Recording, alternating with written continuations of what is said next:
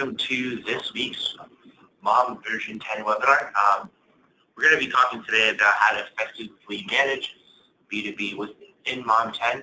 Before we go on and continue and show you some nice tips, tricks, hints within the B2B process here in M.O.M 10, just to let you know that this webinar is in fact recording. If you join throughout or have to drop off throughout the webinar, that's fine. We will make sure that this recording is sent to you probably 24 hours at the end of this webinar itself.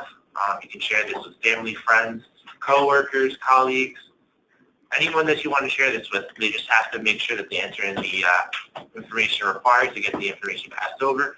Also, we just have to let you guys know that questions are welcomed. We highly encourage questions. The more questions you ask, the better it is and the more interactive it is for us on the GoToWebinar console. Just make sure that you answer your questions in the questions tab directly in GoToWebinar. Ian and myself will be able to answer them for you throughout the duration of today's webinar.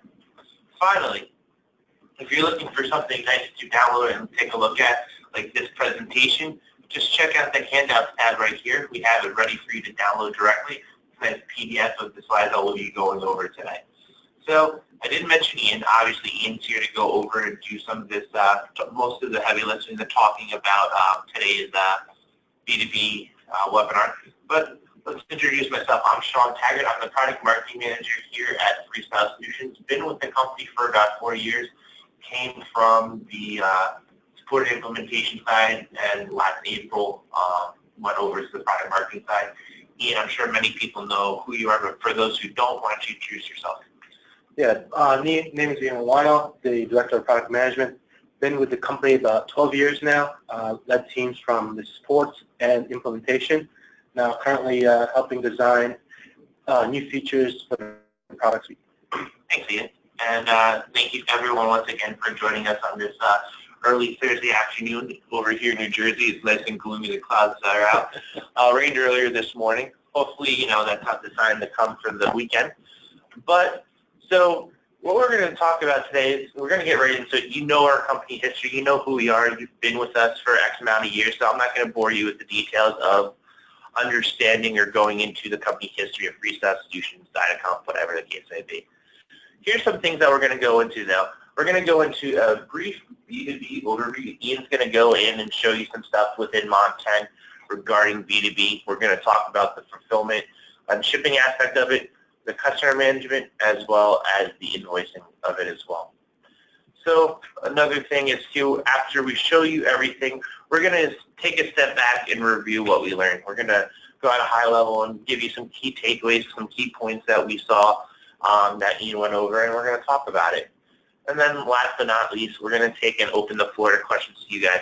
Obviously, any questions that come in, we'll answer them during the course of today's webinar, but also, if you have any questions about M.O.M itself that do not relate to B2B, now's your chance to ask the product master here. We have him here. We have him here to answer your questions, so make the most of it.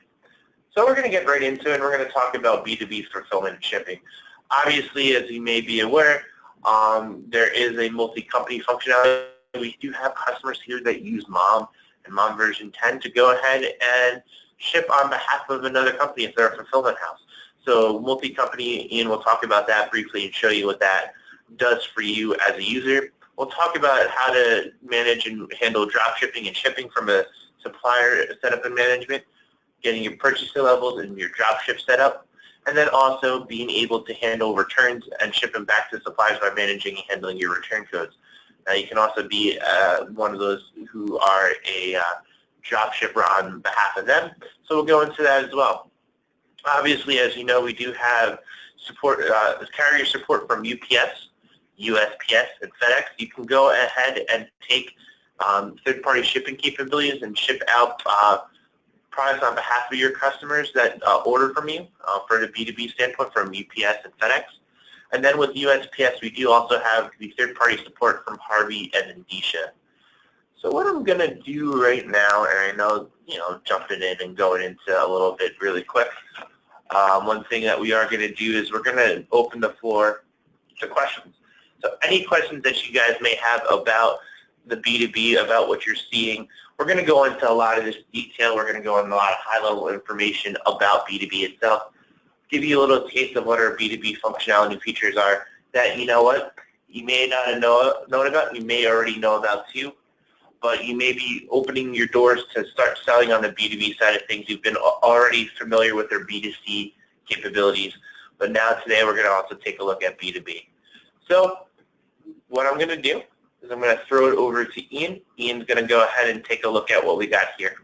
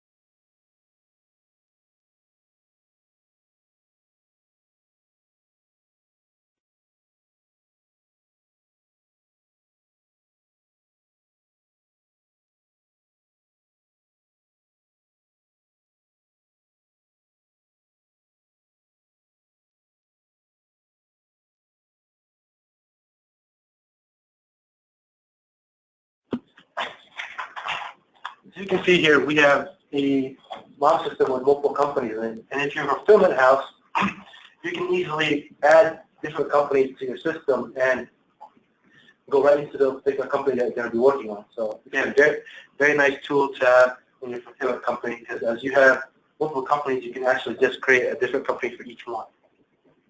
For example, I'm going to go into the Great Outdoors company.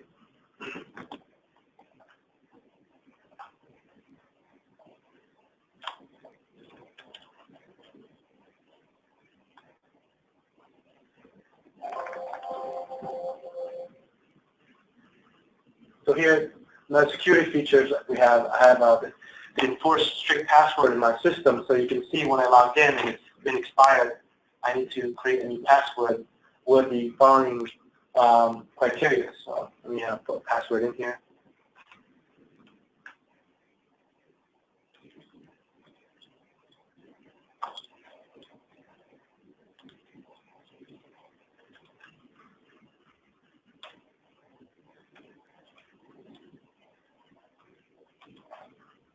So what you can see, once I type the password, it checks off all the different criteria that we would need.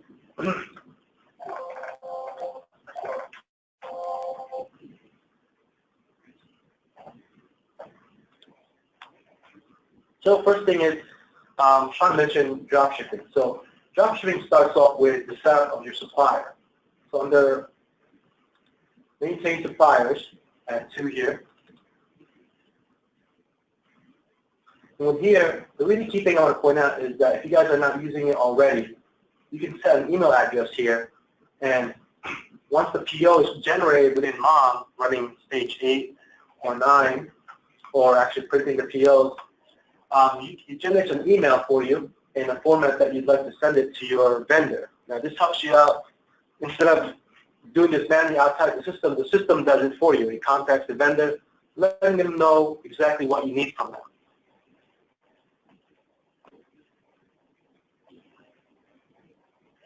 Actually, you have other settings here if you want to fill this out.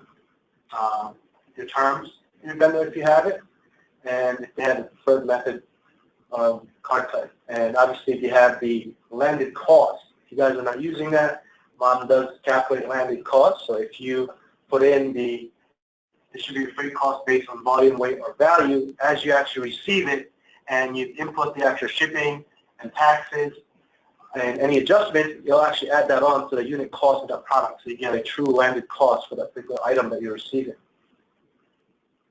So once you set up a supplier, then you go to the products where you can set up a dropship product.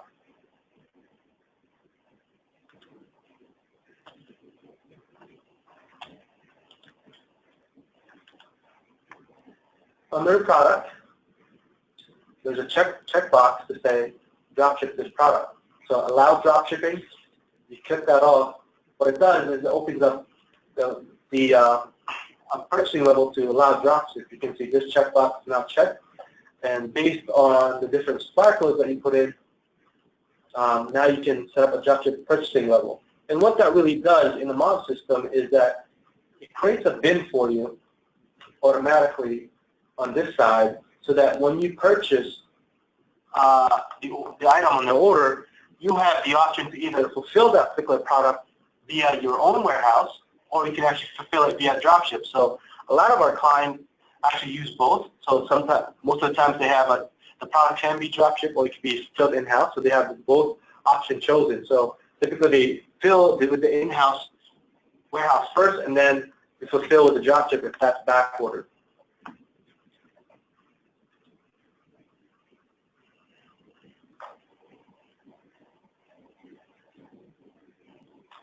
So once the product is set up, so again, pretty straightforward. You got the allow dropship, and you set up a purchasing level, and that creates a bin for us.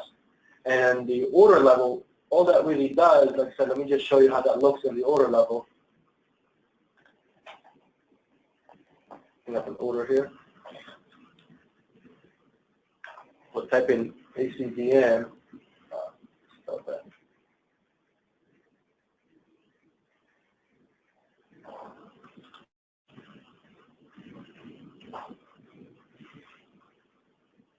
And you see, if I highlight this product, you have what we call the pick location. Again, if you wanted to fill within your warehouse, you have 99 units in there.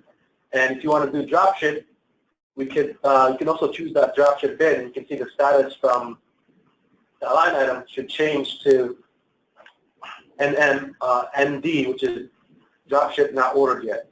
And as you progress through the process, it actually will update that to OD, depending if you receive verify on receiving. If not, it will go to SH once you have issued the dropship PO. Again, like I mentioned earlier, once the PO is generated, that is automatically emailed to your vendor if you have the supplier set up correctly.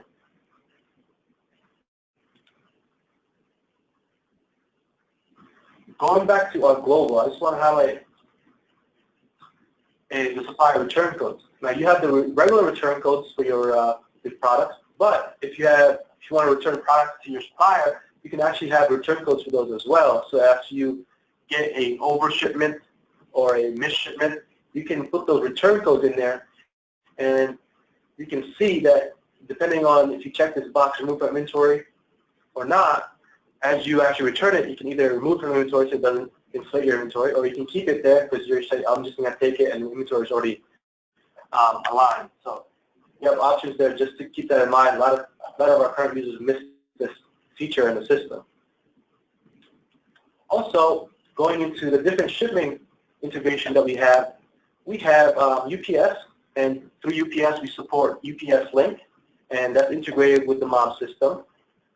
Through USPS we have Mac and Mac Gold, and for FedEx we have FedEx Ship Manager Server, and all of those are integrated with M.O.M, directly integrated with M.O.M, so that will allow you to actually print labels within the system, making it easier for your workflow and your pickers and packers to actually process and fulfill the orders.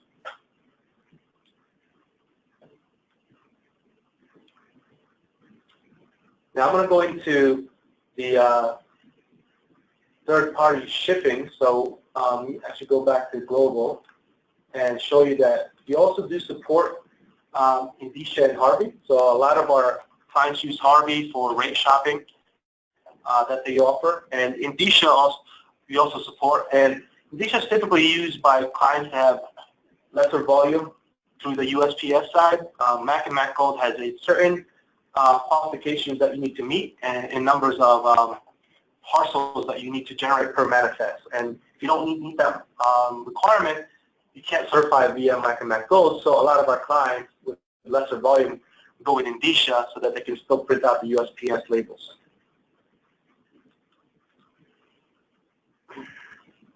I'm going to go into the customer record. So this is very helpful on the B2B side.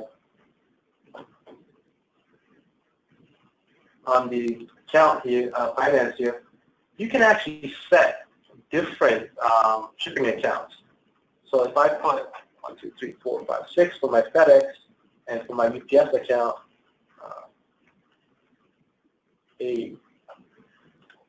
once I place an order for this particular client, that information is saved. So if you had to do third-party billing for a particular client, you can actually do that, and it automatically adds the shipping account for that particular customer. You can see here third-party billing is on, and you can see based on the ship via that I actually use, it's actually using that ship account that I've set up. So it makes your life easier if you have an agreement with your particular vendor or your business where they always want to pay the shipping themselves via their account, and M.O.M will actually accommodate for that so that you don't have to think about it. So once you put UPS or FedEx, whatever you want, M.O.M will actually accommodate for the third-party shipping automatically for you.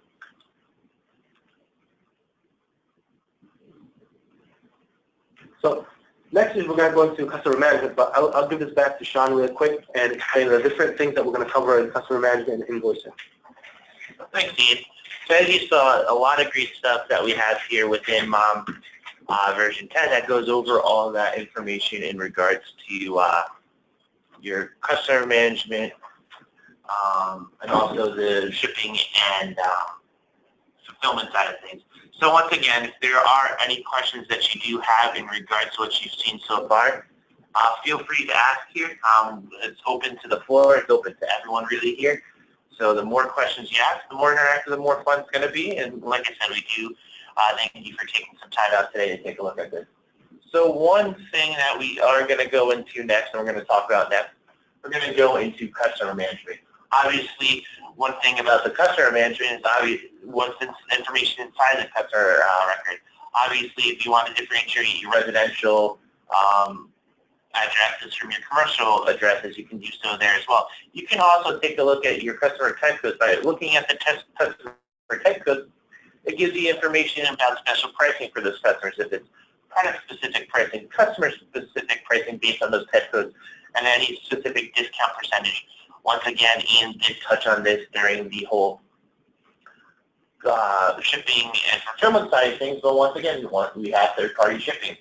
And then obviously you have the ability to look at a contact history to show what and when in terms of contact with the customer or business. So you want to make sure that your CSRs, whoever jumps on and takes a call for this particular customer, they see the activity, they know what's going on.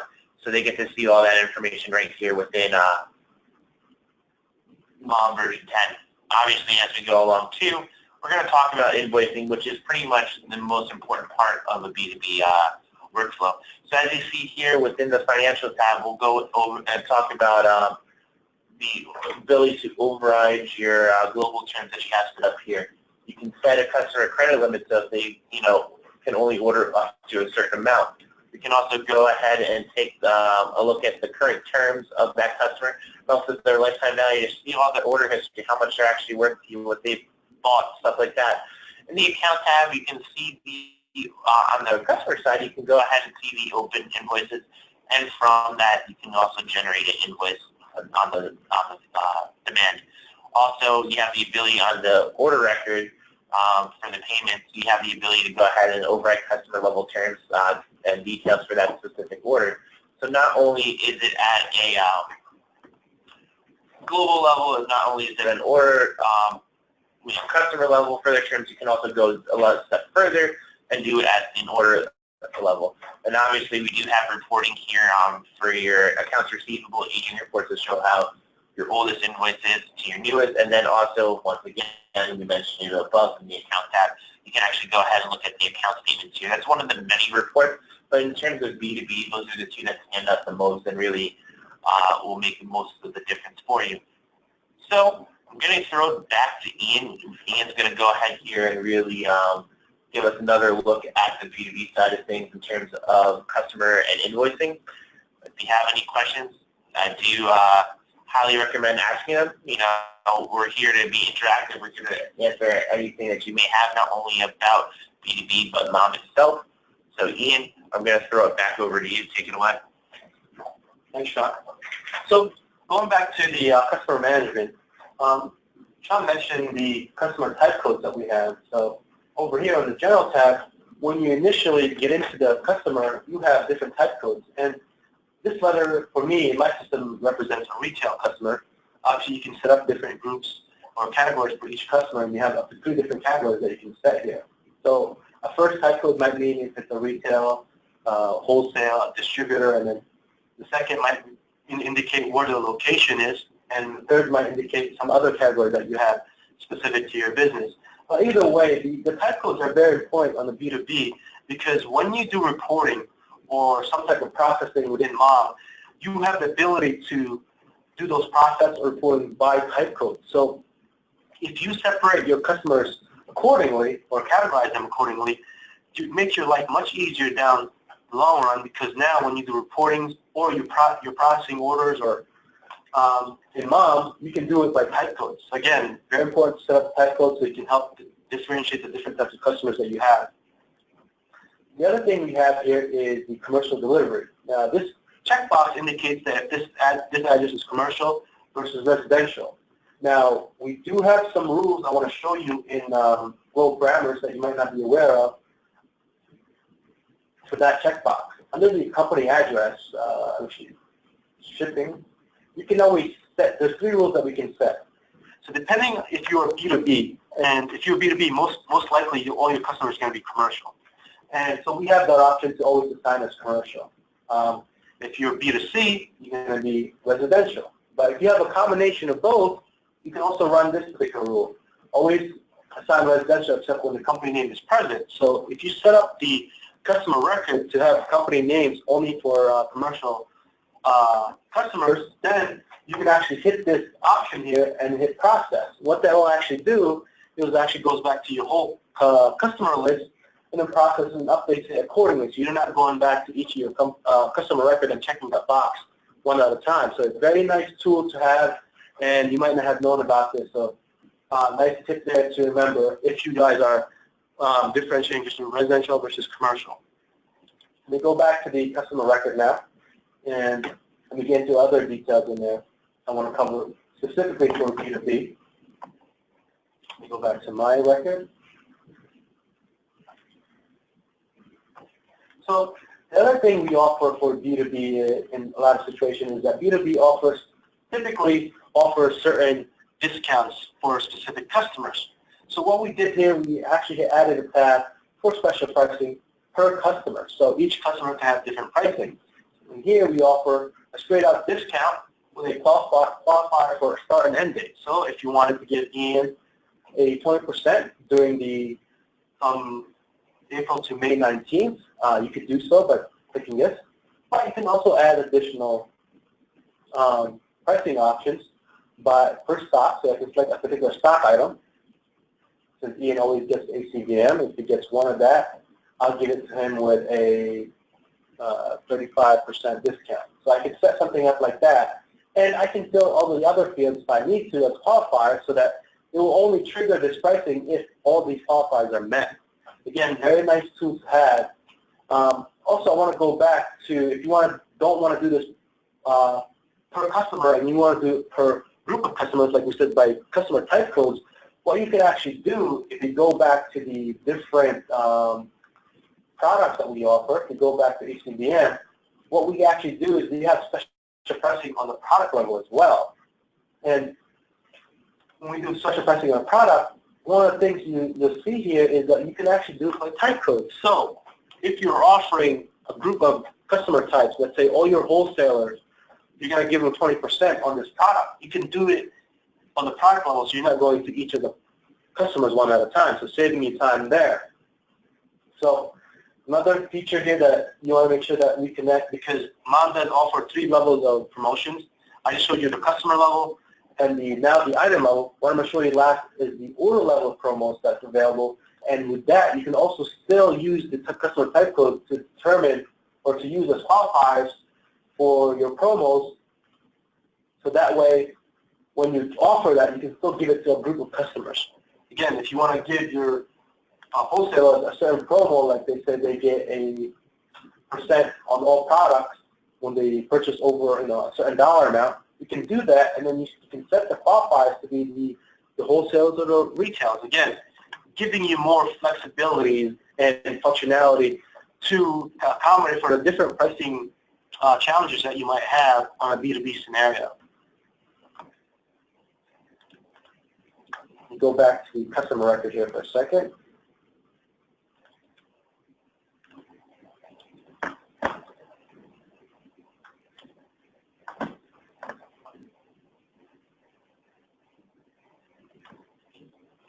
The other thing that's important for B2B is contact history. It's really important to keep track on what's been communicated between the two of our clients. So what we do here is we actually have a new contact, and you can click on phone contact, and you can capture all those information that's been dealt with this particular client. And what that does is that as you collect the information, if you have multiple CSRs or multiple reps that's working for you, they can easily go back to the contact history and follow on what's been going on with this particular account, and easily satisfy all the different clients, make sure they're happy because we know what's going on. They don't have to retell the whole story again to you guys, and you can just easily pick up where they left off or where the last rep left off. The other feature here is that if you are working, let's say in the United States, and you have different time zones, you can actually set up the best time to call, so that way your CSRs know when to actually call these clients back, and they can even schedule a callback. And what happens is that we have a module called the telemark module in M.O.M. So once you do a schedule here, what it does is it actually shows up on the telemark. So if you have CSRs working, and they can actually display their call for telemark. So if they had to follow up with a vendor and things like that, they can put schedules there, and then they can show all the different calls that they need to make or follow for that day, making it easier for you to actually make sure that you're aligned with all the different vendors that you have, or all the different clients that you have, and make sure everybody's on the same page, and make sure everybody's happy. Again, we can connect our contact history with our telemarketing module, so that makes the communication to our clients much easier. So before I move on to invoicing, I want to see if there's any questions. So I'm going to pause here for about 30 seconds, and if there's no questions, I'll move on to invoicing.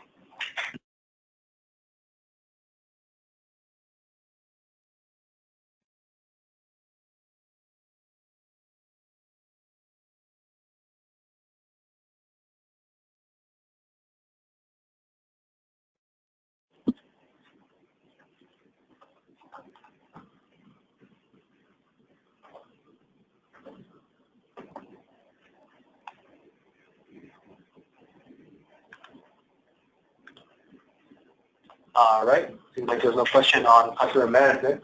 I'm going to move on to invoicing. So one of the key things that B2B typically uses is terms. So as a B2B, you would offer terms to your vendor. So first, let's start with the global parameters. Within the global parameters, you can actually set default terms. So you can see there's AR terms and AP terms that you can set. And you can also have an opening credit limit. And what that does is that every time you make a new customer in the M.O.M system, it automatically sets these terms for them.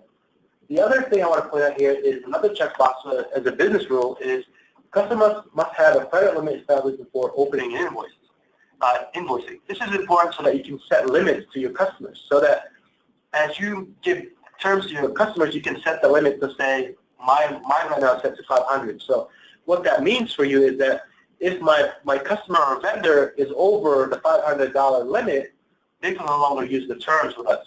So it helps you control the exposures that you have that's still open. So if you're actually doing that, you must check this box here so that then you can set the credit limit in M.O.M. So I'm going to check that on my system. And I'm actually going to go back to my customer record and show you how that looks like there, because there's a global setting, but within the customer record, you can actually overwrite that information. So you can see here, mine is different from the default. And you can see my credit limit is different from the default credit limit. You can actually override the default set or the global setting, and you can set it here because each customer is going to be slightly different. So we gave you the flexibility to actually do that in this screen here.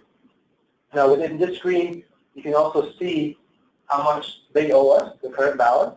And if that balance is becoming higher, then you might want to actually check this credit customer has a bad credit risk, so that for your CSR, if they're placing orders for you, you can see this bad credit automatically blink up top here, letting the CSR know to be careful with this particular client because they still owe us a big amount of money. Also on the left-hand side, we have the missed balance, but you can see how much they spent with us and how much we made from them. So you get the lifetime value of the customer. Go back to the general tab, you also can see how many orders they placed with us. Letting you know how to evaluate the customer and what kind of grading you want to give them so that you can know how to treat them. So if it's a VIP customers, you want to make sure that you take care of them. And if it's a one-time customers and they're asking for impossible demands, then you can also adjust that accordingly. Also here, this is a nice way to look at what the current activity for the customer. You click that box, there's actually a pop-up. It lets you know when the last order is, last time we had contact with them, last time we sent them something, last time we sent them the catalog, and last time who actually modified this information in the system. So again, very nice way to manage your customer. On the accounting tab, you can see I can produce statements here as easily as pressing this button. So now I can say, hey, Ian, you owe me this much amount of money. Please make sure you pay it. So you can do that on the customer level. If I hit this, you can see I can look at I can produce a statement based on the past due, a number of days. Once I process that, it will create a statement for me. I can also produce a statement on a global level. So if you don't want to do one at a time, you can actually do under our accounting, print customer statements, and you can do it by days. And this will give you all the customers that are past due based on that day. And one of the cool things that we added for customer statements is that before, we only had the option to print with 9 and up, and now 10, we actually offer it to be emailed. Now, if you're doing statements, you know that you actually have to fold that statement up, put it in an envelope, put a postage on it, and then you actually send that out. So that's time on your side and postage that you have to pay for. With the new features, essentially it takes, saves you time and saves you money on the postage side, because now you can actually email that statement directly to your clients. So again, we have a feature that will allow you to email that, and let me show you where that's set up really quick. That's just set up on your global parameters on your forms tab. You can see on the customer statement, the checkbox here now to email statements to customers, and you get to pick the format that you want. In this case, PDF. We are working on other formats as the request comes in, but right now the PDF is the most popular one that we've been requested for. And last thing I'm going to show you here is just the aging reports that Sean mentioned. So accounts receivable, we have the AR aging. Again, if I go into that, now if we go back to the beginning of our conversation here, the type code comes into play again. Depending if you want to just see the aging reports for the wholesaler versus just the retailer, you have the option to do so right here by clicking on just the R's or the W's or whatever type codes you've set up in M.O.M. So this again comes into play. The other report I showed you was the customer statement, but on the other side of this, you can actually do the AP aging, so what you owe your vendors, so you can see what's going on with your vendors and what you actually owe. So you can see I owe $50, and that's actually still current, so it's not past due. But that's the invoicing side that I wanted to cover. I'm going to give it back to Sean, but I encourage you guys to ask questions. If you have anything specific to your business or your company, I'll be glad to answer those different scenarios that you might have. Sean? Thanks, Ian. So once again, like Ian was saying, we are encouraging questions. We want to also know if there's any problems that you've been facing, with your current business, and you want to get a little bit more assistance or guidance on that as well. So, we're going to take some time right now, give us 15, 30 seconds to get those questions answered or gathered here, and then we'll answer them for you. And if not, we'll just wrap this up and give us some final thoughts. And thank you.